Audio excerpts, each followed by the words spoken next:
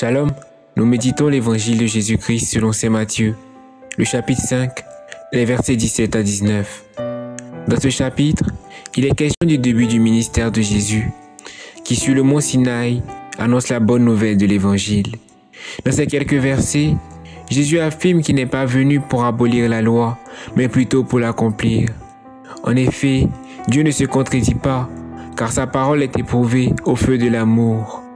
Et c'est à juste titre que le prophète Isaïe affirme que la parole de Dieu, lorsqu'elle est prononcée, ne revient jamais à lui sans avoir accompli ce pourquoi lui l'a envoyé.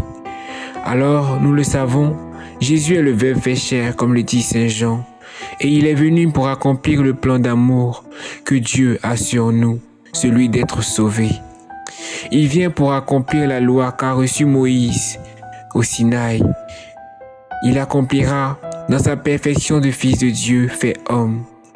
Cette loi est d'autant plus difficile à appliquer, vu que 603 autres s'y sont ajoutés du fait de la dureté du cœur des Israélites.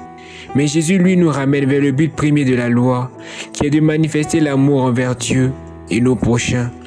Et c'est pour cela qu'il dit que rien ne sera retiré de la loi, car lui sera pour nous un modèle, le chemin à suivre pour arriver à la vérité tout entière. Il nous montre qu'il est possible pour chacun de nous d'accomplir la loi malgré nos faiblesses et nos manquements, et que malgré tout, le Seigneur, lui, nous fera miséricorde. Et c'est là la leçon que nous devons apprendre, celle de nous faire à nous-mêmes miséricorde et également à nos frères lorsqu'ils peinent à respecter la loi, car celle-ci n'est pas en vue de la condamnation, mais plutôt de l'amour et de la délivrance. Thérèse de Lisieux avait pour habitude de dire que s'il lui arrivait de commettre un péché, et cela même des plus graves, que ce péché ne serait qu'une goutte d'eau dans l'océan d'amour qu'est son Dieu. Ainsi, Jésus affirme également que celui qui observe les commandements sera grand dans le royaume des cieux. Et c'est pour cela qu'à juste titre, il est le plus grand. Car lui, il s'est fait obéissant à la loi, il a accompli dans la perfection. Alors quiconque le prend pour modèle est lui aussi élevé. Apprenons donc à nous faire petits et obéissants, afin de grandir en Dieu, comme l'a fait Jésus. Un père de l'Église affirmait également que l'obéissance répond à l'obéissance. Et donc obéissons à Dieu et lui nous obéira. Plus obéissons à Dieu et lui nous élèvera. Il nous faut également enseigner à nos frères comment observer les commandements de Dieu. Car comme le dit le psalmiste, la parole de Dieu est une lampe à nos pieds et une lumière pour nous sur le sentier de cette vie. Ainsi, celui qui n'enseigne pas cette loi ne réunit pas avec Dieu, mais divise plutôt avec le malin. Malgré nos faiblesses et nos manquements, ne manquons jamais de nous approcher de Dieu.